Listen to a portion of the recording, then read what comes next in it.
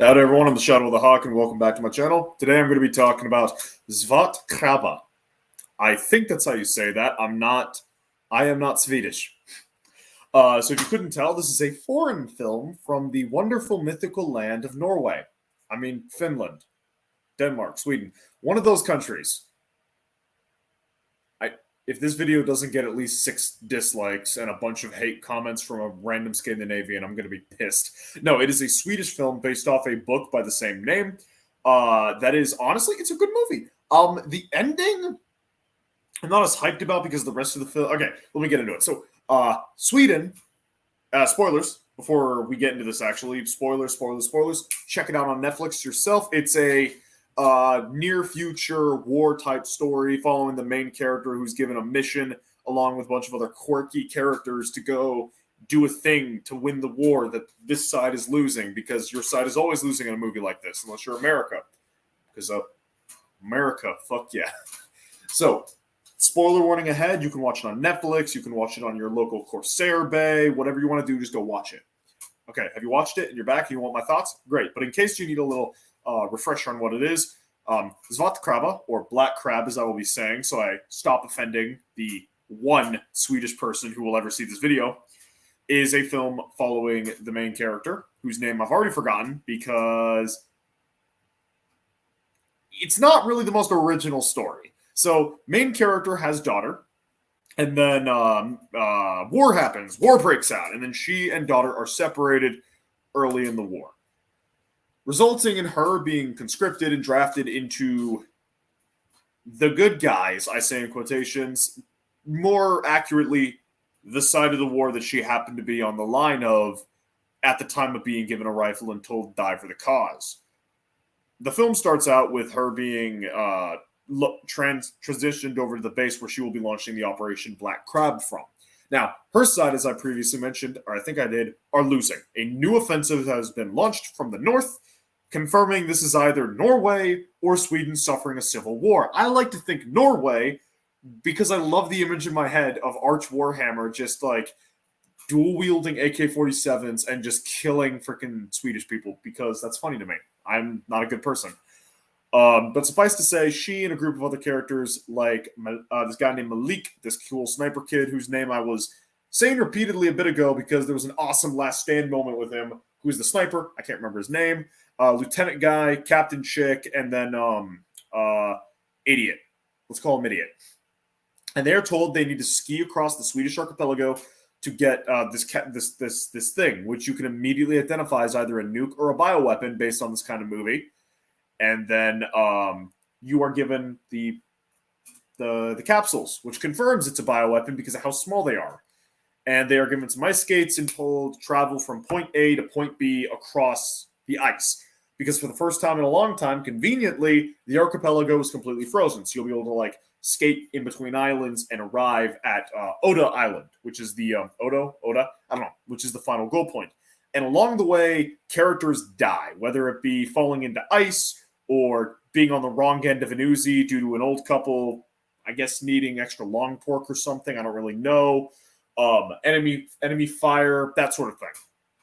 And then it's, like I said, it's not the most inventive or original story. It's definitely a identify which side of the war you're on because you may be on the wrong side.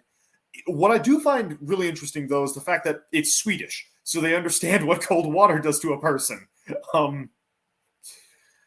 Yeah, so there's a moment in the film where main character ends up in ice cold water in the middle of winter in Sweden.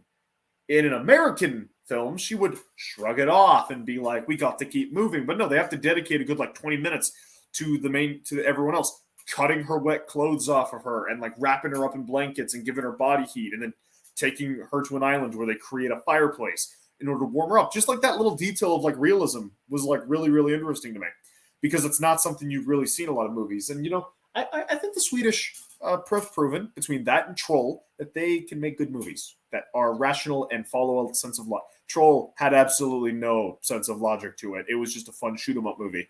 Not like this. This is a lot slower. There is combat. There are gunfights. There's an awesome last stand. I love back-to-the-wall fights with young sniper character. type individuals, and you get one of those in this film. But it's a lot more somber, a lot more moving along the ice and talking between the characters just about like what's really going on in this war, why are they fighting, how has this war affected them as a person, that sort of thing. And it's really, really fascinating just to like sit here as you slowly realize that they're not, that the side they're fighting for aren't just, you know, a side in a war, but they're the evil jackasses on the side of the war, you know, bioweapon kind of jackasses. Now, kind of going back, actually, I forgot to mention this. Her motivation for actually accepting the mission was she was told she'd be able to see her daughter again on Odo Island. That her daughter was on her daughter was in the facility, and you know and she was going to find her daughter there, and it was going to be great. Yeah, no, she gets there. After losing people she comes to trust and cherish in a way, she finally reaches the island, receives medals, receives a promotion, is told she's a hero. She finds out she was lied to. That her daughter was never there. That they have no idea where she is. She's not finding her daughter again. Her daughter's dead. The one reason she exists in this world. She's got no clue where she is. That is what cements with her that Lieutenant, who previously tried to get rid of the viruses, was right, and they need to get rid of the bioweapon. Because, you know, bioweapon. It's not explicitly stated what the bioweapon is. I like to think it's COVID, personally. I like to think this is an alternate history where Wuhan was ransacked by the Swedish. I don't know why or how logistically that happened, but it's funny. So she and Lieutenant character, or Captain, Lieutenant Captain, I don't know. He was a character. They work together, and they somehow, with a scalpel, just a scalpel, steal the bioweapon, and Captain gets to an evacuation helicopter while she uses a grenade and the art of falling off a cliff into water to destroy the viruses. Her last thoughts, just like kind of imagining her daughter was there to comfort her as she sinks into the water, drowning or freezing to death, whichever you'd prefer to believe.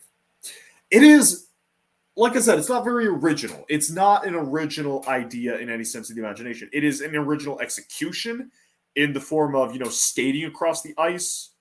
That was kind of cool. The characters, I do get somewhat attached to, like, Sniper Guy. I don't remember his name, but, like, he's got a really interesting story that I'm not going to mention here in case you didn't get the spoiler warning, because it's actually really, really fascinating and kind of disturbing, and really just shows that, you know, civil war or being invaded by Norway will really destroy a young man's life. Because this was someone who was like, I mean, they never specify how long ago the war started, but the war started a bit ago. And this is someone who's probably younger than me, because he looks about my age, maybe a little bit younger. So he was probably like 14, maybe 13 when the war started. And his life was ruined, and he became a trained, stone-cold killer. Yeah.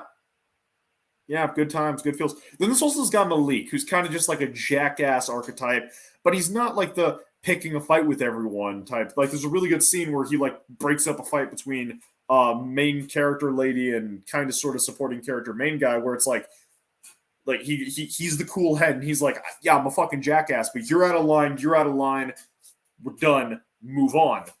And you get some like really funny lines between him and some other people, and he's just a no-nonsense character, and I'm really sad that he wasn't one of the people that made it out. So I probably did a bad job representing this film, but it's a Shadoo review. You're not coming here for professionalism. You're coming here for my insane rants and my insane ramblings. I need to get a film I don't like as a Shadoo review. Hey everyone, this is Future Shadow here. Just a bit of an update. So at the beginning of the film episode review, I don't know. I said that I don't really like the ending of Svart Krabba. Let me get into why. My fundamental issue with it is the rest of the film is incredibly bleak and depressing, and like even like it's cold. It's visibly cold, and it sticks to a lot of realism throughout the entire film. There are moments of like a woman and a teenager holding off an army, yeah, but like that's action hero shit.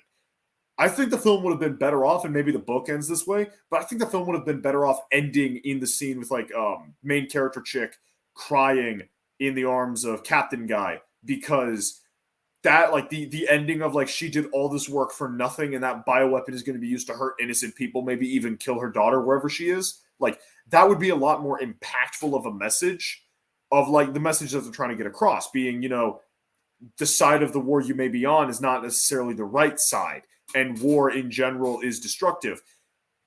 it ends in a way too much heroic way, in my opinion. Though the rest of the film is still really, really solid and really, really good. So I still heavily recommend you check it out.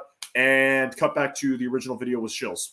I don't know. I'll think about it. Anyway, if you enjoyed this, feel free to join the conversation down in the comments below. If you hated me, if you hated this video, feel free to leave a dislike. Feel free to hit the subscription button and make sure to hit that notification bell so you can hate watch and hate comment on all of my videos, my entire back catalog. Like, just fill them full of dislikes and hate comments. Just go ahead and do that, and make sure to tell your friends to subscribe and hit their notification bells as well, so you can also do that and help get my voice out there. I mean, show me that I should stop talking by feeding the algorithm. Anyway, thank you very much for watching. Jokes aside, have a good day. See you next time.